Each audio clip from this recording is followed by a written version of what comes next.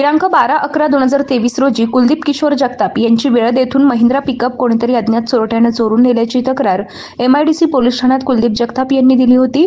सदर गुन्ह्याचा तपास करत असताना सहपोलीस निरीक्षक माणिक चौधरी यांना गोपनीय माहिती मिळाली की सदर गुन्हा हा प्रसाद संजय मोरे, वेदांत शिवप्रसाद वागचौरे, महेश सोपान पागिरे यांनी मिळून केला आहे। सहपोलीस निरीक्षक माणिक चौधरी यांनी MIDC पोलीस स्टेशनचे पथक तयार करून सदर इसमाचा शोध घेण्यास पाठवलं।